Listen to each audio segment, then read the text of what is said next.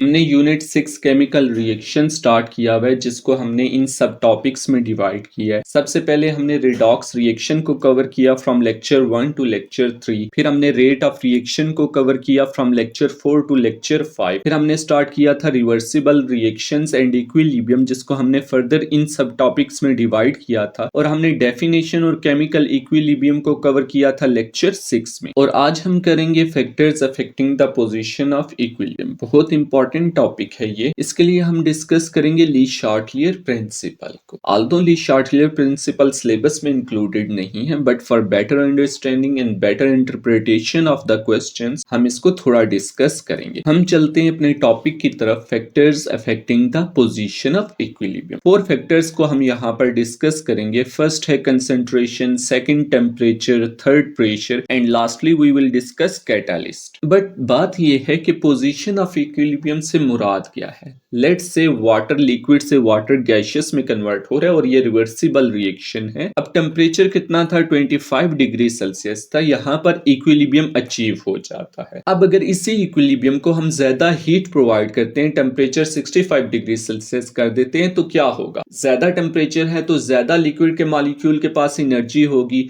ज्यादा एनर्जी होगी तो ज्यादा मॉलिक्यूल एस्केप करेंगे। इन शॉर्ट रिएक्शन फॉरवर्ड की तरफ शिफ्ट हो जाएगा। तो जब रिएक्शन फॉरवर्ड डायरेक्शन की तरफ शिफ्ट हो जाएगा यानी फॉरवर्ड रिएक्शन ज्यादा परफॉर्म होने लग पड़ेगा, तो थोड़ी देर बाद क्या होगा, एक नया इक्विलिब्रियम अचीव हो जाएगा जिसमें रेट ऑफ फॉरवर्ड और रेट ऑफ रिवर्स रिएक्शन क्या होंगे, सेम होंगे। अब देखें, ये जो शिफ्टिंग थी इक्विलिब्रियम की फॉरवर्ड डायरेक्शन में, इसको हम कहते हैं पोजीशन ऑफ इक्विलिब्रियम। अगर यहां पर स्पेसिफिक बात करें तो पोजीशन ऑफ इक्विलिब्रियम क्या हुआ था, फॉरवर्ड डायरेक्शन की तरफ शिफ्ट हुआ था। इसी चीज को आप एक दूसरे लेंस से देखें तो देखें, टेम्परेचर हमने इक्विलिब्रियम का हाई किया, फॉरवर्ड डायरेक्शन की तरफ क्या है, एंडोथर्मिक रिएक्शन है। तो एंडोथर्मिक ने उस टेम्परेचर को क्या किया, यूटिलाइज किया, हीट को एब्सॉर्ब किया और टेम्परेचर को दोबारा कम कर दिया। यानी इक्विलिब्रियम को डिस्टर्ब करने के लिए जो हमने टेम्परेचर प्रोवाइड किया, सिस्टम ने क्या किया, उसी टेम्परेचर को दोबारा लो कर दिया, लेकिन एक नया इक्विलिब्रियम अचीव हो गया। इसी को हम कहते हैं Le Chatelier principle. According to this principle कि जब भी सिस्टम इक्विलिब्रियम में होगा, कोई भी एक्सटर्नल फैक्टर हो, वो कंसेंट्रेशन हो, टेम्परेचर हो, प्रेशर हो, जब भी उसे डिस्टर्ब करेंगे तो सिस्टम अपने आप को कुछ इस तरह शिफ्ट करेगा कि जो इफेक्ट है एक्सटर्नल फैक्टर का वो क्या हो सके, मिनिमाइज हो सके। अब इसी प्रिंसिपल को माइंड में रख के हम ये 4 फैक्टर्स को क्या करेंगे, डिस्कस करेंगे। अब पहला फैक्टर हमारे पास आता है कंसेंट्रेशन। कंसेंट्रेशन क्या होता है, ये होता है मोल्स बाय वॉल्यूम। वॉल्यूम को मोस्टली हम dn क्यूब में ले रहे होते हैं। इस इक्वेशन को कंसिडर करें जिसमें नाइट्रोजन हाइड्रोजन के साथ रिएक्ट करके अमोनिया बना रहा है और ये रिवर्सिबल रिएक्शन है चूंकि डबल एरो यहाँ पर डले हुए हैं। और लेट्स से सिस्टम इक्विलिब्रियम पे था और आफ्टर इक्विलिब्रियम अचीव होने के बाद मैंने क्या किया, नाइट्रोजन और हाइड्रोजन की कंसेंट्रेशन को इंक्रीज कर दिया। अब ली शार्टलियर प्रिंसिपल क्या कहता है कि अगर सिस्टम इक्विलिब्रियम पे था और किसी भी एक्सटर्नल फैक्टर ने उसे डिस्टर्ब किया तो सिस्टम एक्सटर्नल फैक्टर के इफेक्ट को क्या करेगा, मिनिमाइज करेगा। तो एज पर ली शार्टलियर प्रिंसिपल नाइट्रोजन और हाइड्रोजन की कंसेंट्रेशन को कम होना चाहिए। ये कैसे कम होगी, जब ज्यादा से ज्यादा नाइट्रोजन और हाइड्रोजन रिएक्ट करके क्या बनाएंगे, अमोनिया बनाएंगे। तो रिएक्शन क्या होगा, फॉरवर्ड डायरेक्शन की तरफ शिफ्ट हो जाएगा और ज्यादा अमोनिया प्रोड्यूस होगी ताकि नाइट्रोजन और हाइड्रोजन की कंसेंट्रेशन क्या हो सके, कम हो सके। ज्यादा मॉलिक्यूल रिएक्ट करें, ज्यादा अमोनिया बनाएं और नाइट्रोजन और हाइड्रोजन की कंसेंट्रेशन कम हो जाए। तो मैं यहाँ पर लिख सकता हूं कि by increasing the concentration of reactant और by decreasing the concentration of product, system will shift in forward direction. Forward direction में कब सिस्टम शिफ्ट होगा, जब हम क्या करेंगे, रिएक्टेंट की कंसेंट्रेशन को इंक्रीज करेंगे या हम प्रोडक्ट की कंसेंट्रेशन को क्या कर दें, डिक्रीज कर दें। बिल्कुल इसी तरह लेट्स से मैं अमोनिया की कंसेंट्रेशन को इंक्रीज कर देता हूं जब इक्विलिब्रियम अचीव हो चुका था उसके बाद। अब ली शार्टलियर प्रिंसिपल क्या कहता है कि इसकी कंसेंट्रेशन को डिक्रीज होना चाहिए। कंसेंट्रेशन को डिक्रीज करने के लिए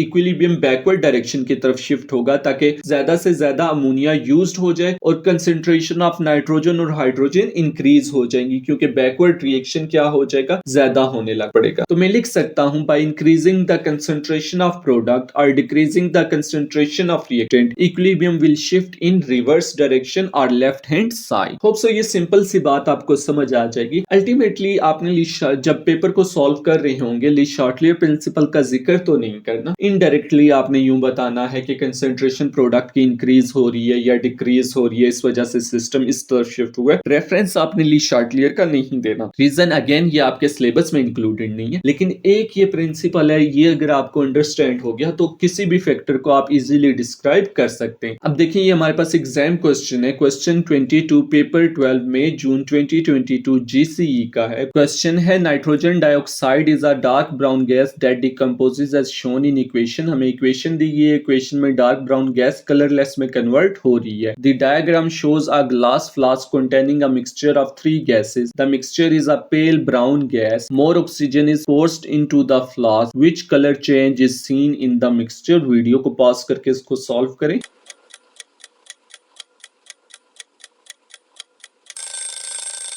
अगर क्वेश्चन को आप गौर से देखेंगे तो ज्यादा ऑक्सीजन को इन किया जा रहा है और रिएक्शन क्या है, ये रिवर्सिबल है और साथ साथ ऑक्सीजन की कंसंट्रेशन को इंक्रीज किया जा रहा है। कंसंट्रेशन क्या होती है, मोल्स बाय वॉल्यूम, यानी कि मोल्स को ऑक्सीजन के इंक्रीज किया जा रहा है। और ली शार्टलियर प्रिंसिपल यही कहता है कि एक्सटर्नल फैक्टर के इफेक्ट को मिनिमाइज करना है, यानी कि ऑक्सीजन के कंसंट्रेशन को डिक्रीज करना है। तो ऑक्सीजन के कंसंट्रेशन को डिक्रीज करने के लिए इक्विलिब्रियम को बैकवर्ड डायरेक्शन की तरफ शिफ्ट होना पड़ेगा ताकि ज्यादा ऑक्सीजन NO के साथ रिएक्ट करके नाइट्रोजन डाइऑक्साइड गैस बनाए, जिससे ऑक्सीजन की कंसंट्रेशन क्या हो जाए, डिक्रीज हो जाए।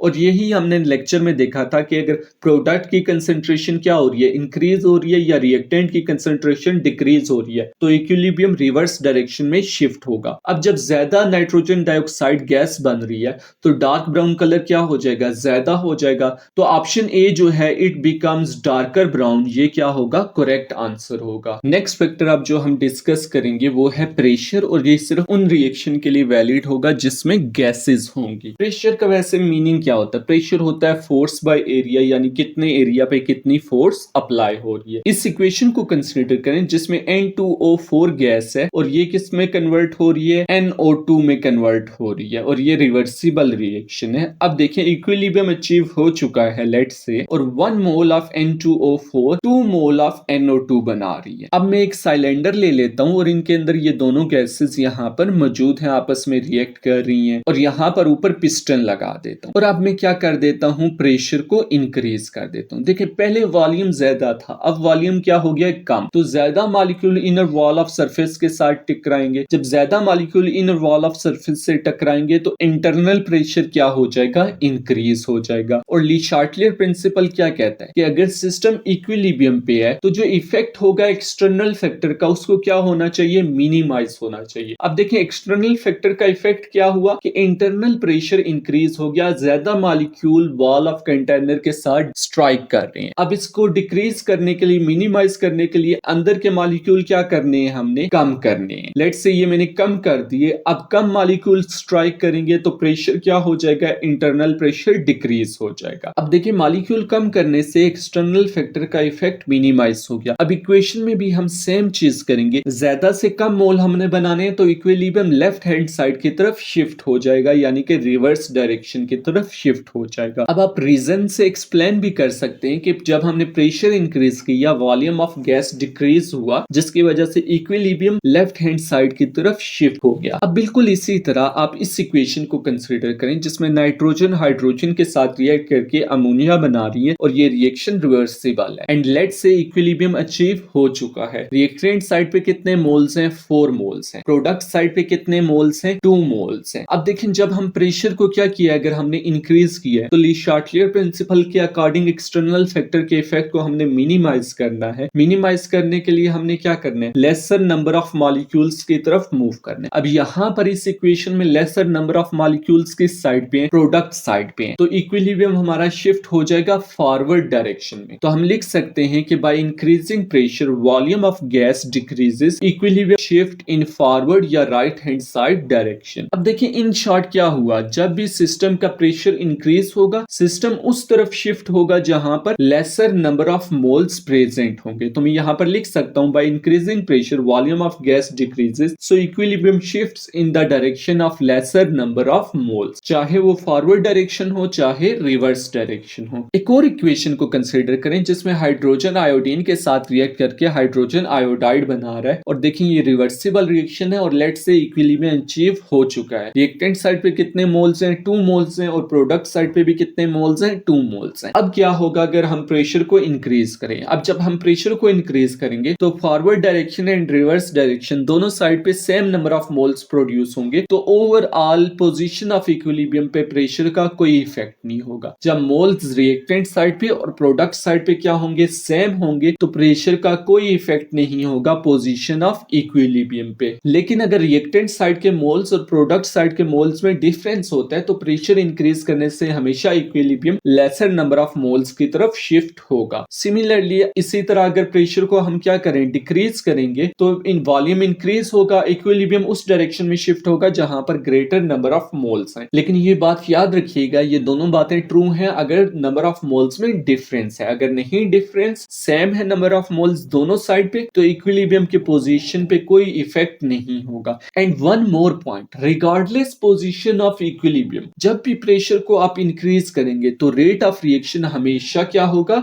इंक्रीज होगा। नेक्स्ट फैक्टर जिसे हम डिस्कस करेंगे वो है टेम्परेचर। आप इस इक्वेशन को देखें जिसमें हाइड्रोजन आयोडाइड है, हाइड्रोजन और आयोडीन बना रहा है और ये रिवर्सिबल रिएक्शन है। इंथैल्पी चेंज इसकी क्या है, पॉजिटिव है। याद रखिएगा रिवर्सिबल रिएक्शन में जब भी इंथैल्पी चेंज मेंशन होगी वो हमेशा फॉरवर्ड रिएक्शन के लिए होगी। इंथैल्पी चेंज पॉजिटिव यानी कि एंडोथर्मिक, तो फॉरवर्ड रिएक्शन क्या होगा, एंडोथर्मिक। तो रिवर्स रिएक्शन इसका ऑपोजिट यानी कि रिवर्स एक्सोथर्मिक रिएक्शन होगा। लेट्स से इक्विलिब्रियम अचीव हो चुका है और मैं टेम्परेचर को इंक्रीज करता हूं तो ली शार्टलियर प्रिंसिपल क्या कहता है कि एट इक्विलिब्रियम जो भी एक्सटर्नल फैक्टर का इफेक्ट होगा उसे मिनिमाइज करना है। तो टेम्परेचर इंक्रीज हुआ है तो ली शार्टलियर प्रिंसिपल कह रहा है कि टेम्परेचर को डिक्रीज करना है। डिक्रीज कब होगा, जब ज्यादा से ज्यादा हीट क्या हो जाएगी, यूटिलाइज हो जाएगी। तो यूटिलाइज हीट कौन करता है, एंडोथर्मिक या एक्सोथर्मिक, एंडोथर्मिक करता है। तो फॉरवर्ड रिएक्शन एंडोथर्मिक है तो इक्विलिब्रियम फॉरवर्ड डायरेक्शन में शिफ्ट हो जाएगा। तो हमेशा याद रखिएगा जब भी इंथैल्पी चेंज पॉजिटिव होगी यानी कि एंडोथर्मिक रिएक्शन होगा तो उसमें जब भी हम क्या करेंगे, टेम्परेचर को इंक्रीज करेंगे तो इक्विलिब्रियम किस डायरेक्शन में शिफ्ट होगा, फॉरवर्ड डायरेक्शन में शिफ्ट होगा। बिल्कुल इसका रिवर्स है कि अगर टेम्परेचर को डिक्रीज किया जाए तो इक्विलिब्रियम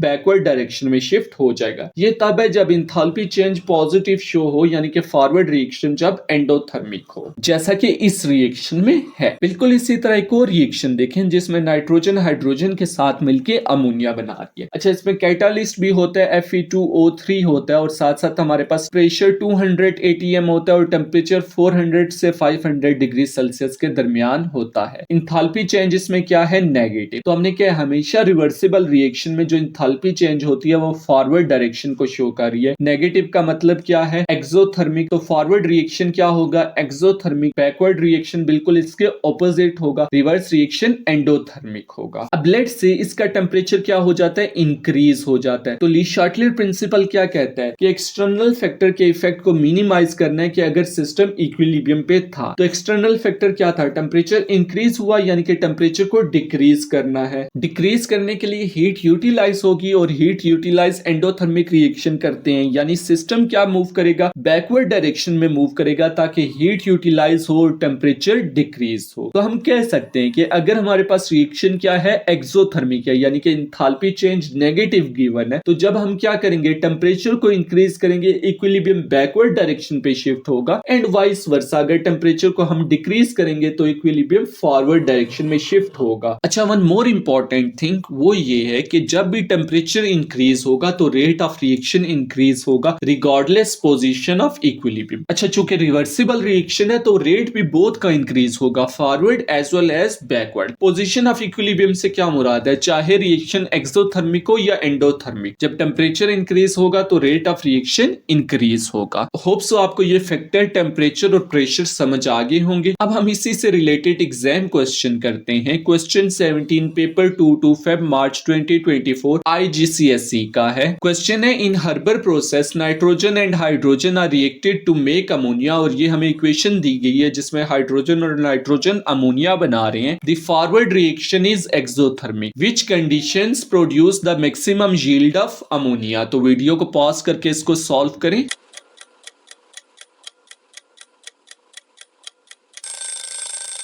देखिए वो क्वेश्चन में क्लियरली कह रहा है कि मैक्सिमम यील्ड ऑफ अमोनिया चाहिए और पहली कंडीशन प्रेशर है। अब अगर आप इक्वेशन में नंबर ऑफ मोल्स देखेंगे रिएक्टेंट साइड पे तो वो 3 + 1 4 मोल्स हैं और प्रोडक्ट साइड पे 2 मोल्स हैं। हमने 4 मोल्स से 2 मोल्स की तरफ मूव करना है। ली शार्टलियर प्रिंसिपल ये कहता है कि अगर सिस्टम इक्विलिब्रियम पे है तो कोई भी फैक्टर जो उसे डिस्टर्ब करेगा उसके इफेक्ट को सिस्टम मिनिमाइज करेगा। यही चीज हमने लेक्चर में डिस्कस की थी कि इंक्रीज प्रेशर करेंगे तो वॉल्यूम ऑफ गैस डिक्रीज होगा, तो equilibrium laser number of moles की डायरेक्शन में शिफ्ट होगा ताकि क्या हो, कम मॉलिक्यूल वॉल ऑफ कंटेनर से टकराएं और प्रेशर क्या हो जाए, डिक्रीज हो जाए एज पर ली शार्टलियर प्रिंसिपल के उसके इफेक्ट को मिनिमाइज करना है। ऑप्शन सी और डी रॉन्ग है क्योंकि हमने प्रेशर को हाई किया ताकि equilibrium laser number of moles की तरफ शिफ्ट हो। अगर आप टेम्परेचर की कंडीशन को देखेंगे तो फॉरवर्ड डायरेक्शन एक्सोथर्मिक है। फॉरवर्ड एक्सोथर्मिक है तो ली शार्टलियर प्रिंसिपल के अकॉर्डिंग अगर हम टेम्परेचर को हाई करेंगे तो सिस्टम टेम्परेचर को डिक्रीज करने के लिए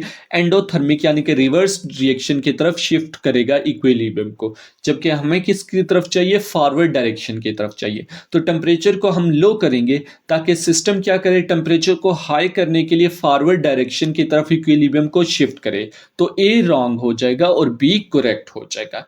इसी तरह हमारा लास्ट फैक्टर जो है वो है कैटालिस्ट। कैटालिस्ट को डिस्कस करने के लिए मैं एनर्जी प्रोफाइल डायग्राम बनाता हूँ। वाई एक्सिस पे मेरे पास एनर्जी है इन किलो जूल पर मोल, एक्स एक्सिस में मेरे पास प्रोग्रेस ऑफ रिएक्शन है। अब देखिए ये मेरे पास रिएक्टेंट का लेवल है, ये मेरे पास प्रोडक्ट का लेवल है। येलो कलर से फॉरवर्ड रिएक्शन को शो कर रहा हूं मैं और ये एक्सोथर्मिक है। रिएक्टेंट से प्रोडक्ट बनना है और इसकी एक्टिवेशन एनर्जी को मैं येलो एरो से शो कर रहा हूं। अब देखिए रिएक्टेंट का मॉलिक्यूल क्या बना रहा है, प्रोडक्ट बना रहा है, और रेट ऑफ रिएक्शन भी देखें तो क्या हुआ, 2 सेंटीमीटर क्यूब पर सेकेंड हुआ। अब मैं बैकवर्ड रिएक्शन को ब्लू कलर से शो कर देता हूं और ये एंडोथर्मिक होगा, चूंकि फॉरवर्ड एक्सो था तो ये एंडो होगा। अब देखें इसकी एक्टिवेशन एनर्जी ये ब्लू एरो शो कर रहा है और प्रोडक्ट का मॉलिक्यूल बैकवर्ड रिएक्शन में रिएक्टेंट बना देगा। अब देखिए अगेन जो रेट ऑफ रिएक्शन है वो क्या है, 2 सेंटीमीटर क्यूब पर सेकेंड है और ये विदाउट कैटालिस्ट हो रहा है। अब अगर मैं रिएक्शन मिक्सचर में कैटालिस्ट डालता हूं तो दोनों की एक्टिवेशन एनर्जी कम हो जाएगी, फॉरवर्ड रिएक्शन की भी और बैकवर्ड रिएक्शन की भी। ये रेड डॉट तक हो जाएगी। फॉरवर्ड रिएक्शन में रिएक्टेंट से प्रोडक्ट मॉलिक्यूल बनाएगा और बैकवर्ड रिएक्शन में प्रोडक्ट से रिएक्टेंट बनाएगा। दोनों रिएक्शन में same amount of activation energy कम हुई है और सिमिलरली जो with catalyst rate of reaction दोनों का था वो था 4 सेंटीमीटर क्यूब पर सेकेंड था। अब देखें कैटालिस्ट डालने से रेट ऑफ रिएक्शन दोनों रिएक्शन का सेम रहा, फॉरवर्ड और बैकवर्ड का। आल्सो जितनी एक्टिवेशन एनर्जी कम हुई है उसकी भी अमाउंट सेम है, दोनों में same amount of activation energy decrease हुई है। तो मैं कह सकता हूं catalyst has no effect on position of equilibrium. Although ये क्या कर रहा है, एक्टिवेशन एनर्जी को डिक्रीज कर रहा है, बोथ रिएक्शन में डिक्रीज कर रहा है, फॉरवर्ड में भी और रिवर्स रिएक्शन में भी। आल्सो जो रेट ऑफ रिएक्शन है फॉरवर्ड और रिवर्स दोनों का इंक्रीज हो रहा है सेम अमाउंट से। तो ये था हमारा लास्ट फैक्टर। अब हम इसी से रिलेटेड एग्जाम क्वेश्चन देखते हैं। क्वेश्चन 16 पेपर 11 अक्टूबर नवंबर 2018 JCE का है। क्वेश्चन है the equation show the reaction for the manufacture of ammonia. Nitrogen और हाइड्रोजन मिलके अमोनिया बना रहे हैं। Which change will decrease the activation energy of the reaction. तो वीडियो को पॉज करके इसको सॉल्व करें।